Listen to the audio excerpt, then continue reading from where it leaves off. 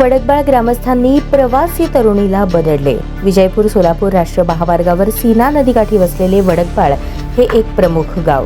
या गावाजवळ रात्रीच्या वेळी एसटी बसची वाट बघत थांबलेल्या प्रवासी तरुणीला चोर समजून गावकऱ्यांकडून बेदम मारहाण करण्यात आल्याचा व्हिडिओ सोशल मीडियावर व्हायरल होत आहे.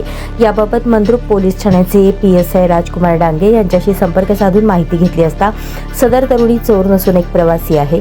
त्या प्रवासी तरुणीला वडकबाळ ग्रामस्थांनी चोर समजून बेदम मारहाण केली आहे. गावकऱ्यांकडून बेदम मारहाण झाल्याची तक्रार सदर तरुणीने आपल्याकडे दिली असून याची सखोल चौकशी करून दोषींवर कडक कारवाई करणार असल्याची माहिती PSI डांगे यांनी बोलताना दिली.